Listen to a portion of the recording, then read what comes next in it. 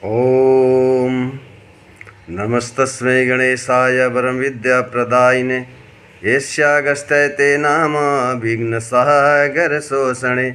या देवी स्तुते नित्यं विबुधैः वेदपारगैः सा मे वसतु जुहाग्रे वरमरूपा सरस्वती। श्री गणेशाय नमः। श्री सरस्वत्यै नमः। नमस्कार दर्शक वृन्द,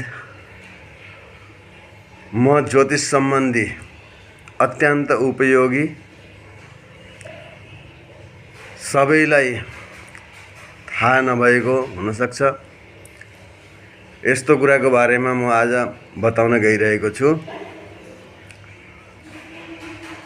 हामीहरूले आफ्नो नामबाट आफ्नो कुन राशि हो भनेर कसरी पत्ता लगाउने, यस विषयमा म आज बताउन गइरहेको छु।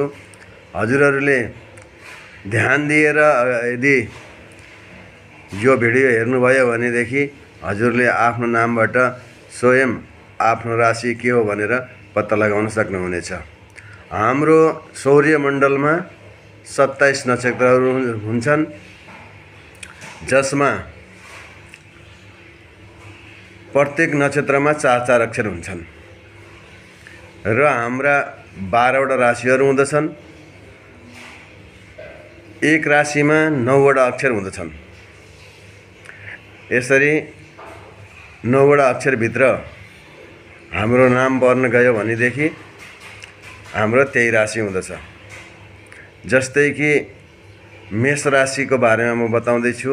मेष राशिभित्र कतिवटा अक्षर पर्दछन् र त्यो अक्षरभित्रबाट हाम्रो यदि नाम पर्न गयो भनेदेखि हाम्रो मेष राशि हुन्छ। मेष राशि भन्नुपर्दाखेरि चुचे चोला लेलो लेलो अ, यति 9वटा अक्षरबाट यदि हाम्रो नाम सुरु हुन गयो भनेदेखि मेष राशि बन्दछ हाम्रो। त्यस्तै गरी वृषभ राशि, वृषभ राशिको लागि इ उ ए ओ ब बी बु बे बो, यी 9 अक्षरबाट हाम्रो यदि नाम सुरु हुन गयो भनेदेखि हाम्रो वृषभ राशि बन्दछ। यसै गरी मिथुन राशि, मिथुन राशिको लागि क कि कु घ ङ छ के को ह, यी 9 अक्षर मध्येबाट यदि हाम्रो नाम रहन गएको छ भनेदेखि हाम्रो मिथुन राशि बन्दछ।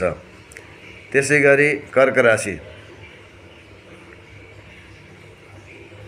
हि हु हे हो ड डी डु डे डो, यी 9 अक्षर मध्येबाट यदि हाम्रो नाम रहन गएको छ भनेदेखि हाम्रो कर्क राशि बन्दछ। आजलाई यति नै। आज म 4 राशिको बारेमा बताएँ, मेष, वृषभ, मिथुन र कर्क राशि। अब बाँकी रहेका 8 राशिहरूको म यसै गरी 4-4 गरी पालै पालो बताउने छु। हजुरहरूले मेरो भिडियोलाई लाइक, सेयर, कमेन्ट गर्नुहोला, सब्सक्राइब गर्नुहोला। अनि मैले अरू भिडियोहरू पनि राख्दाखेरि हजुरहरूको मोबाइलमा सबैभन्दा पहिला प्राप्त हुनेछ। यदि हजुरहरूलाई राम्रो लाग्यो भने